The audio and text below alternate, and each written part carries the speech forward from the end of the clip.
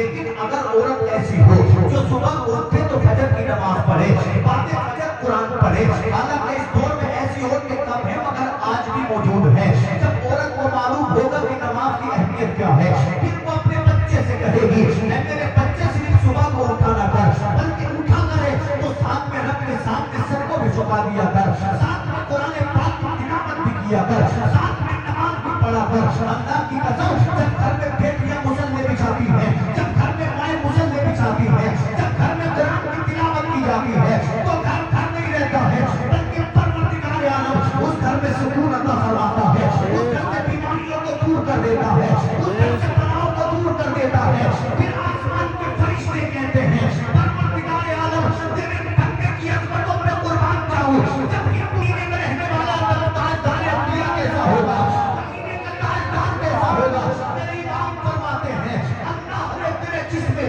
منور کی تابش ہے، اے جانے جا میں جانے تجلا کہوں تجھے، باقی قضا نے ختم سکن اس پہ کر دیا، خالق کا بندہ خلق کا آقا کا۔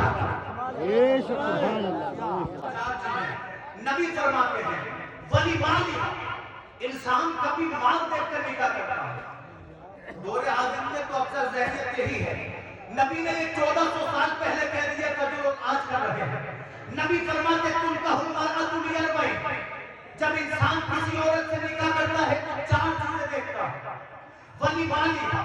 اس کا مال دیکھتا ہے، بینک بیلنس دیکھتا ہے، مکان کیسا ہے، باپ کے پاس زمین کتنی ہے، باپ کے پاس کاروبار کتنا ہے۔ نبی فرماتے ہیں ولی جمالی تھا، کبھی کبھی انسان عورت کا حسن دیکھ کر نکاح کرتا ہے، اس کے نین و نقش کیسے ہیں، اس کا چلنا پھرنا کیسا ہے، اس کا چال و چلن کیسا ہے۔ نبی فرماتے ہیں ولی حسبہ، کبھی انسان عورت کا خاندان دیکھ کر نکاح کرتا ہے کہ اس کا خاندان پاورفل ہے کہ نہیں، اس کے خاندان کے پاس طاقت ہے کہ نہیں۔ مگر اب نبی ارشاد فرماتے ہیں اے لوگوں جب تم اپنے بیٹے کا نکاح کرو تو صرف مال دیکھ کر نکاح مت کرو، حسن و جمال دیکھ کر نکاح مت کرو، خاندان دیکھ کر نکاح نہ کرو۔ صحابہ نے عرض کیا یا رسول اللہ کس لیے؟ تو نبی فرماتے ہیں اگر تم مال دیکھ کر نکاح کرو گے تو ایسا بھی ہو سکتا ہے تم نے بینک بیلنس دیکھا ہو، بینک بیلنس ختم ہو جائے، زمین و جائیداد ختم ہو جائے، صرف تم حسن دیکھ کر نکاح مت کرو، اس لیے کہ جب عمر 40 سال کی ہو جائے گی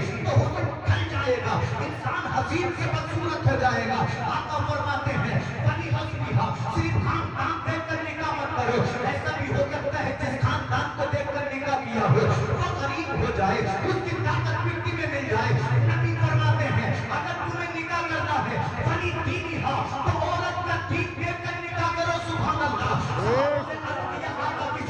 تو نبی فرماتے ہیں جب تمہارا انتقال ہوگا مال دنیا میں رہ جائے گا، جب تم دنیا سے جاؤ گے حسن قبر کی مٹی کھا جائے گی، جب تم دنیا سے جاؤ گے خاندان کو چھوڑنا پڑے گا۔ مگر نبی فرماتے ہیں اگر تمہارے سینے میں ایمان ہے، اگر تمہارے سینے میں اسلام ہے، اگر تمہارے سینے میں قرآن ہے، جب تک تم زندہ رہو گے دنیا تمہیں عزت دے گی، کوئی نمازی کہے گا، کوئی قاری کہے گا، کوئی حاجی کہے گا، اور جب تم دنیا سے جاؤ گے تو یہی ایمان تمہارے لیے قبر میں روزانہ بن جائے گا۔ جب تم حشر میں جاؤ گے یہی ایمان، یہی اسلام، یہی قرآن تمہارے لیے جنت کا ٹکٹ بن جائے گا۔ تو فیصلہ ہو گیا، سکون چاہتے ہو تو دین دیکھ کر نکاح کرو، اس لیے کہ بے دین عورت نسلوں کو بگاڑ دیتی ہے اور اچھی عورت نسلوں کو سنوار دیتی ہے۔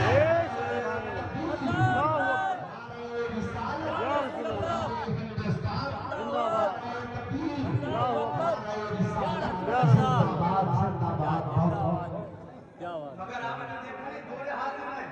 آپ کو لوگ مال کی بات تو کرتے ملیں گے، مکان کی بات تو کرتے ملیں گے، سبھی کا یہ معاملہ، میں بھی اس سے بری نہیں ہوں۔ جب آپ کو سماج نہیں ہے تو آپ کے جیسے کبھی سوچو گے ہمیں سمجھا رہے ہیں،